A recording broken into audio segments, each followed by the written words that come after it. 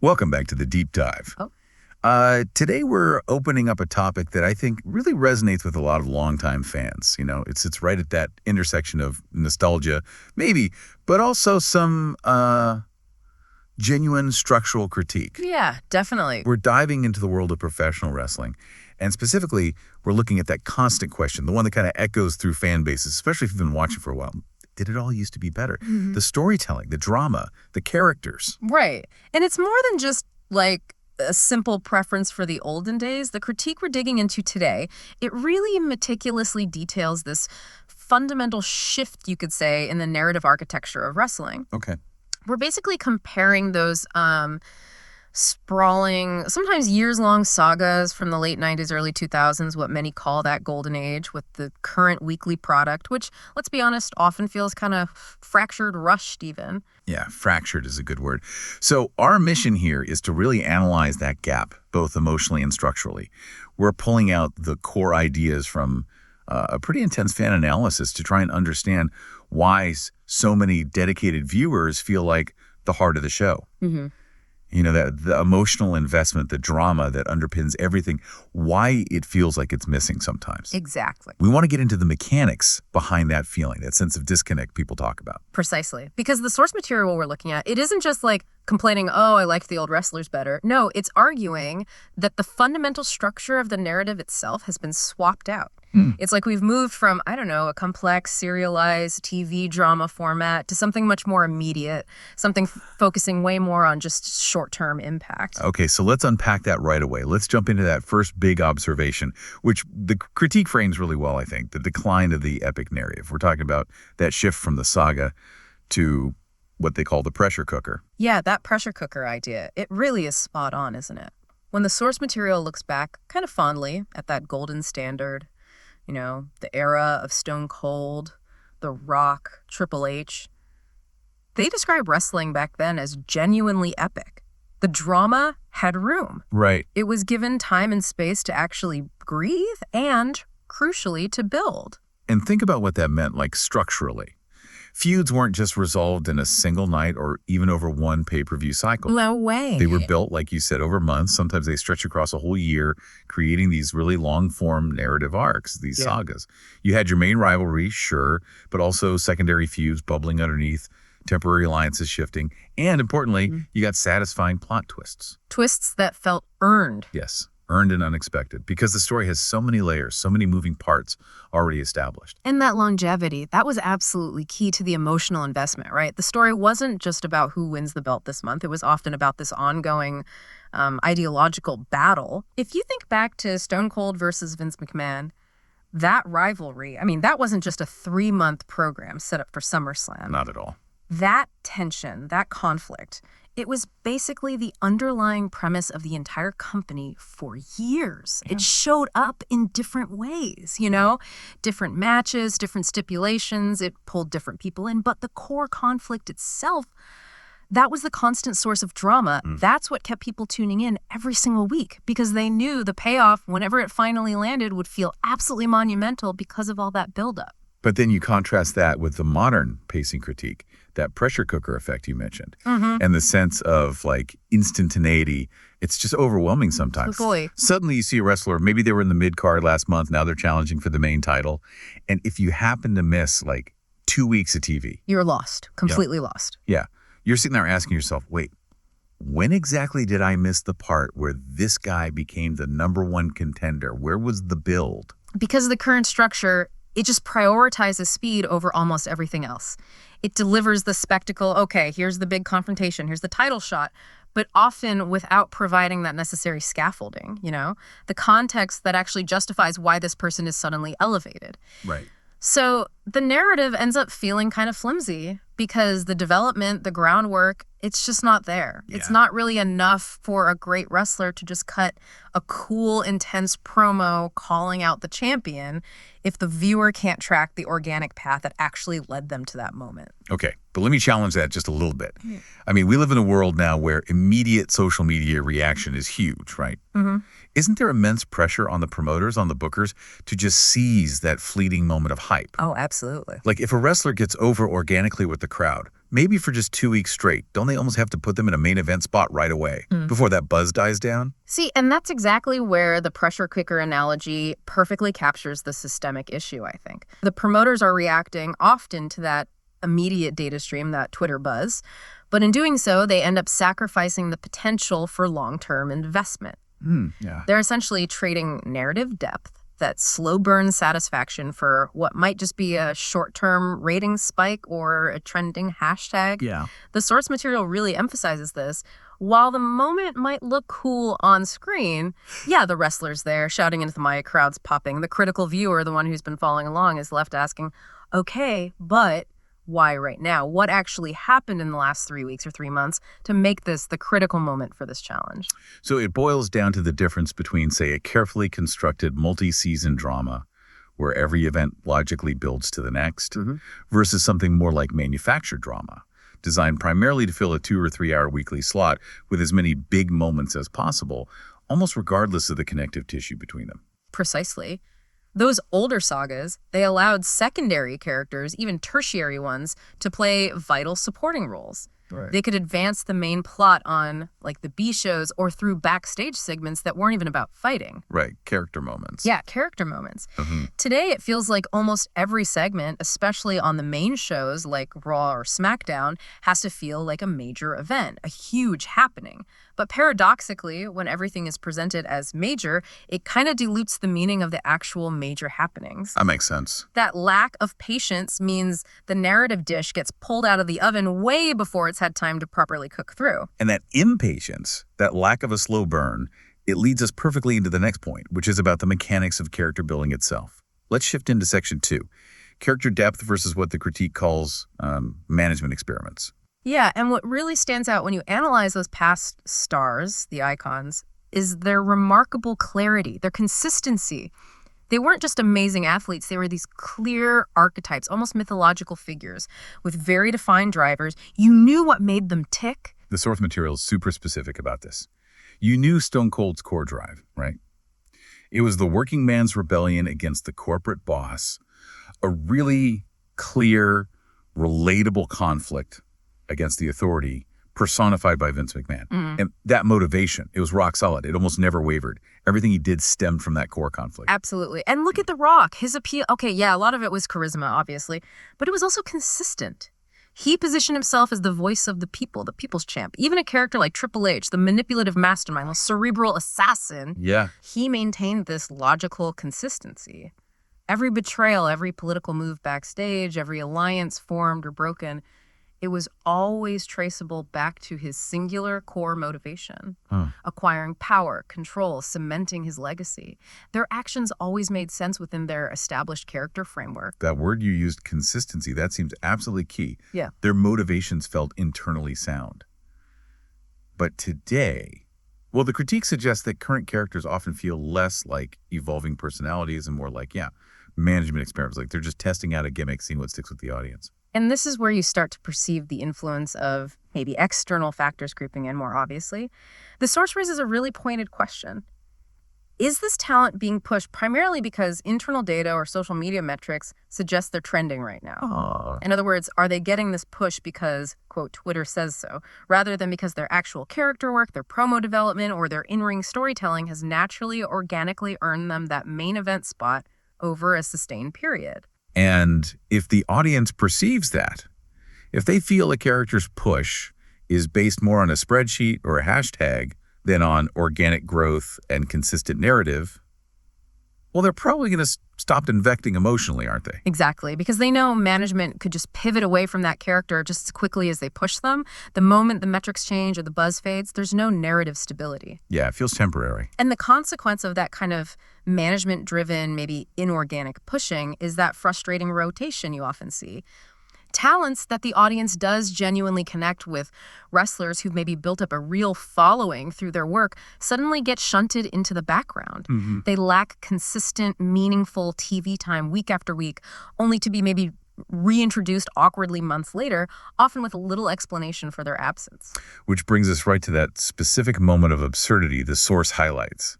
which I think perfectly sums up this whole modern prioritization issue. It's that ridiculous disconnect you sometimes see. Oh, I know what you mean. We haven't seen Wrestler X in a meaningful storyline for, say, 6 weeks. They might not even be appearing on the main weekly show. But the company's social media team is diligently posting their cool entrance clip on Instagram or making a TikTok about them. The focus is completely inverted. It's backwards. Management seems to be prioritizing the creation of a shareable, maybe a viral piece of micro content. The flashy entrance, the cool move isolated from context over the fundamental need to give that wrestler actual relevance and consistency on the weekly live program where the story is supposed to happen. Right.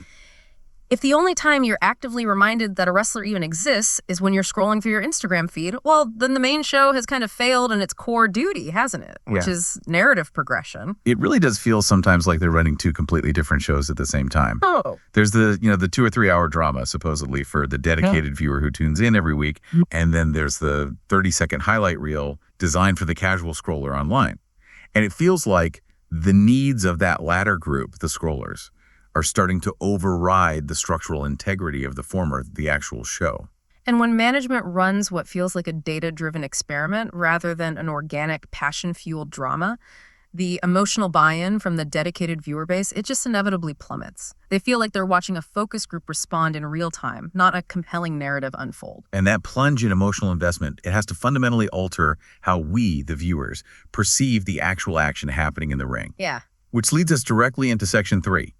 The match dilemma story versus what the critique calls the Spotfest light. Yeah, we really need to analyze the psychological shift here. For the classic fan, for the viewer invested in those older sagas, the wrestling match itself wasn't just athletic display, it was the ultimate physical chapter of the ongoing story. Okay. The ring was the battlefield, right? It was where all that narrative tension, that drama built up over months, finally had its release, its explosion. In that older structure, as the source materials really argue, every movement, every hold, every sequence told a part of the story. Yeah. The psychology of the match, the pacing, the way a wrestler might target a specific limb.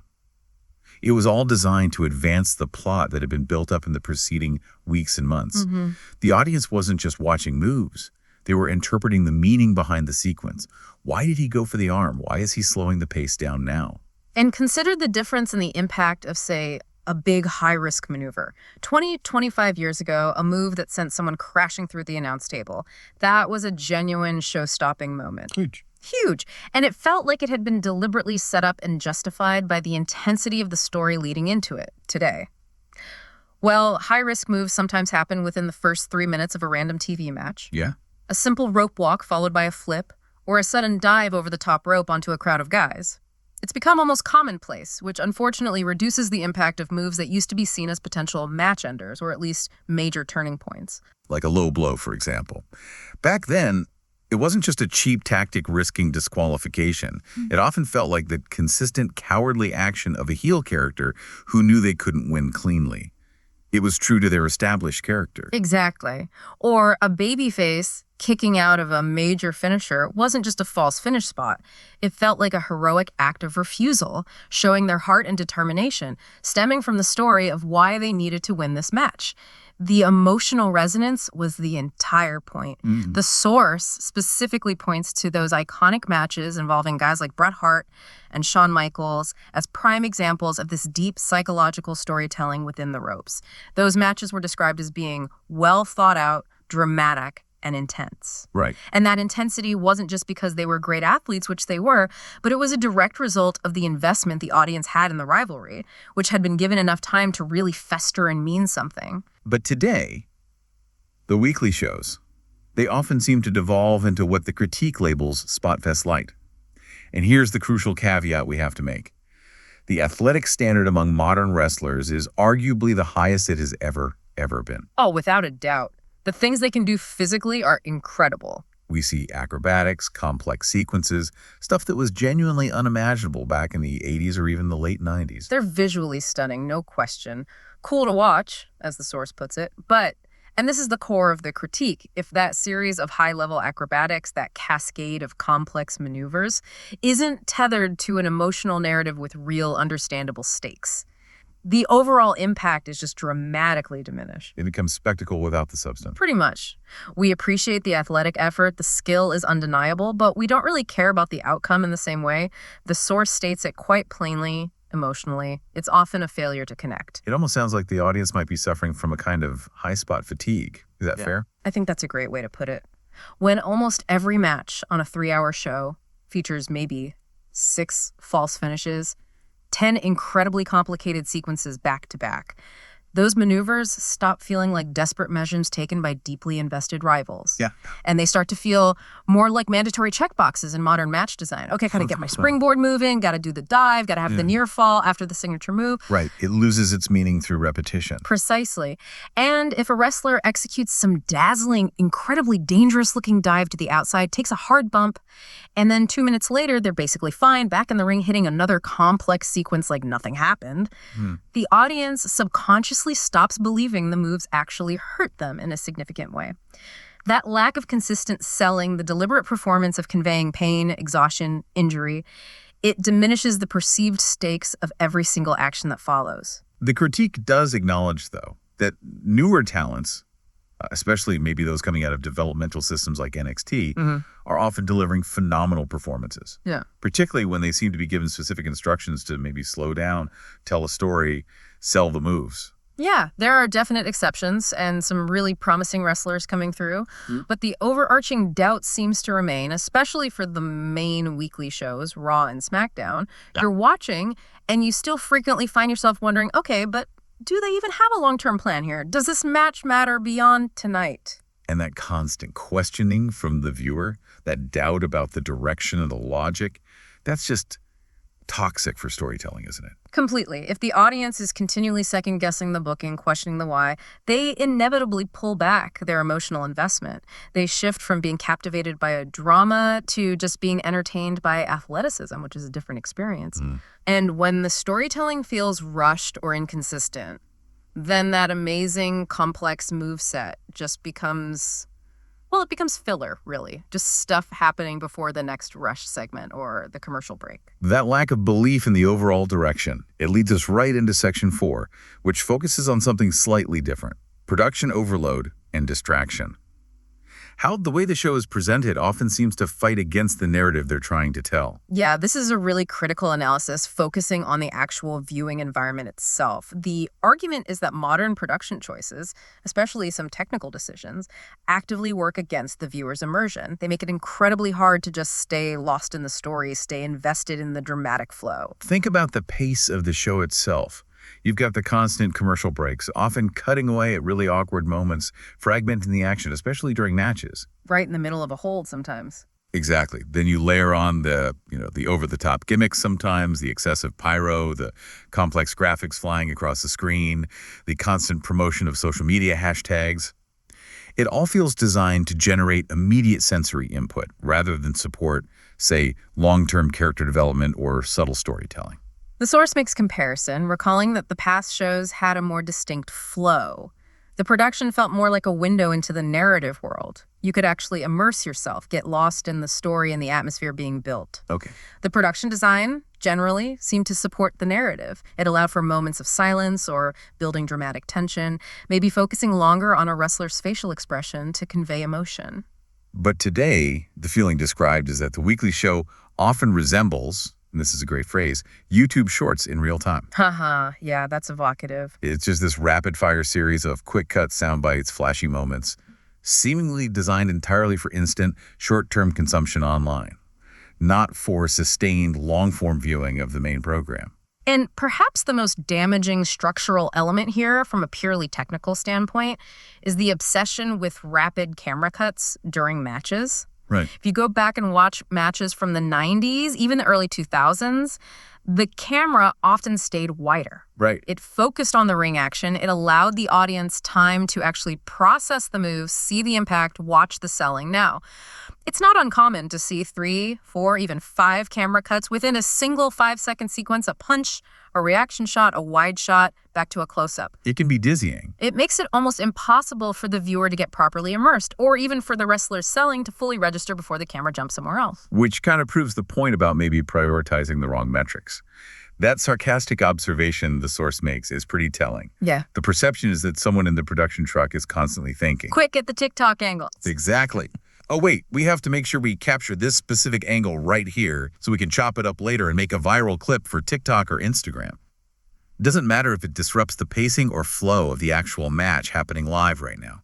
And that relentless focus on mining the live show for future viral moments, potentially over prioritizing the integrity of the live match or the ongoing storyline, it fundamentally breaks the illusion for the person watching live. Yeah. If the commentators are constantly hyping a hashtag instead of calling the action, if the camera operators seem more focused on getting a 30-second highlight reel for social media than capturing the story in the ring, the audience watching the full 3-hour show starts to feel secondary. Like their viewing experience isn't the main priority. Right.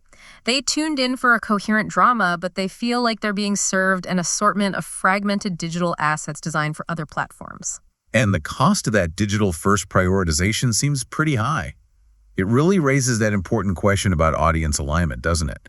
If the company is focusing its resources and production decisions primarily on the casual scroller, who might only ever see a clip on Twitter, are they, perhaps unintentionally, alienating the dedicated live viewer, the one who actually wants the story to progress coherently week to week? It feels like it. When that long-term emotional connection is potentially compromised for short-term online engagement metrics, the core of the show, the narrative heart, inevitably suffers. It's just that constant disruption of the flow, like you said, it kills the drama. You can't stay emotionally connected to a story that's constantly being interrupted by on-screen graphics promoting a future event, or a random commercial break cutting into a crucial submission hold, or just frantic camera work designed purely for visual hyperstimulation instead of clear storytelling. Yeah, it creates a barrier to immersion. Okay, so we've definitely established a very critical landscape here, focusing heavily on these perceived structural and production failures. But if we try to connect this to the bigger picture, the source material doesn't just leave us in despair, right? It does offer some hope. Let's shift focus now to Section 5 and look at the silver linings and maybe what the future could hold. Right, and it's important we acknowledge the current positives, the areas where the product is genuinely excelling. The source identifies these bright spots specifically, I think, to avoid painting the entire picture as just doom and gloom. Okay, good. So what are they? Well, first, the new talent pool is genuinely exciting. There's a lot of potential there. When these newer wrestlers are given the chance and the right platform, they are really stepping on the gas, as the source puts it. They're delivering high-quality, incredibly athletic performances. So the potential for future main event stars is absolutely there. Definitely. Provided, of course, that the management gives them the appropriate narrative runway to actually build that connection with the audience over time. And the second positive. The big shows, they still deliver, almost consistently. When the stakes are perceived as being at their absolute highest, when the time is correctly allotted for the main event stories, think WrestleMania, think SummerSlam, the major annual specials. Yeah. The promotion almost always seems to adhere to that classic structure of building an epic story, and it usually results in really impactful, top-tier matches that people remember. Okay, so the ability to produce that kind of excellence hasn't vanished entirely. It just seems to be heavily concentrated, reserved for maybe 4 or 5 big nights a year, rather than being consistently woven into the weekly fabric that keeps the dedicated viewer hooked month after month. That seems to be the argument. And the source also notes that excellent creative approaches do exist within the company, even on the weekly shows sometimes. There are pockets, little storylines here and there that show genuinely good, maybe even long-form storytelling unfolding. But they get lost. Yeah, they often seem to get swallowed up or overshadowed by the overall frantic pace of the weekly format or by all those production distractions we just talked about. Okay, so let's try and synthesize the core complaint one last time, just to be clear. The fundamental problem, according to this critique, is not the physical talent of the wrestlers. No, not at all. The athleticism is off the charts. The problem is the fundamental lack of sustained emotional connection that many longtime fans feel with the current product. That's the heart of it. Wrestling, at its absolute core, requires drama. It needs high points, it needs low points, it needs surprise, and maybe above all, it needs commitment to character and consistency in motivation. Right. When the feuds feel rushed, when the characters seem ambiguous or flip-flop without reason, and when the matches become mostly hollow spectacles of athleticism without deep narrative roots, The engine of the whole show, the drama, it just sputters. The show becomes harder to sustain as a compelling, long-term, serialized narrative. The athleticism is maybe the icing on the cake, but the drama, the story, the why, that's the actual cake itself. That's a great analogy. Yeah. If you don't fundamentally care why these two people are fighting, then how they fight, no matter how spectacular, quickly starts to feel a bit meaningless, or at least less meaningful than it could be. Okay. Now, the source does conclude with a perspective that's hopeful but also cautious. It notes that the company, WWE specifically, but maybe wrestling more broadly, is currently in a major period of transformation, of change. Mm-hmm. Definitely feels that way. And this transitional phase, well, it might explain some of the current chaos and confusion in the booking and presentation, but it also provides a genuine opportunity maybe for future evolution, a chance to reset. So the hope is that this shift, maybe under new creative leadership, new philosophies, will eventually allow for a return to perhaps longer storylines, more consistent character development that actually makes sense, and high-value matches that feel properly justified by months of anticipation and build-up. It's the ultimate tightrope walk, isn't it? Can they figure out how to continue capturing that immediate viral social media engagement that seems so important now, while simultaneously rebuilding that stable, compelling, long-term narrative structure that cemented fan loyalty for decades in the first place? It's a tough balance. So what does this all mean for you, the listener, maybe the dedicated fan watching week in and week out? Well, the critique is certainly strong. The perception that storytelling quality, character depth, and overall show flow have declined. That feeling is real and widespread, but there is undeniably fresh, exciting talent coming up. And there are still flashes of genuine brilliance, especially when the stakes are highest at those major events. It's not all broken. Which brings us to our final thought for today, using that really powerful concluding analogy from the source material. The current state of wrestling storytelling, particularly in WWE, might be likened to a chameleon. Okay, interesting. How so? Well, it's confusing and maybe hard to track right now because it's actively in the middle of changing colors. It's adapting, shifting, trying to figure out its place in a new media environment and a new corporate structure, maybe. Right, so the outcome is still uncertain. Perhaps one day it will settle into a new, consistent color palette, find its footing, and it will look, as the source hopes, really good. Yeah. A new kind of compelling. Or, and this is the risk, the fear that troubles those dedicated viewers, it could just remain this kind of chaotic pressure cooker, perpetually prioritizing the quick viral fix, the short-term buzz, over the deep, satisfying, slow burn of a truly epic narrative. Which really raises the ultimate challenge for the viewer, doesn't it? How much structural chaos, how much narrative ambiguity are you willing to endure while you wait, hoping for that potentially higher quality down the road? That's the difficult spot the current product seems to have put its most dedicated audience in. It's a question with no easy answer right now. Well, we hope this deep dive gave you maybe some analytical tools, some framework to articulate exactly why that current product sometimes feels a little off, even when the athleticism is so incredible.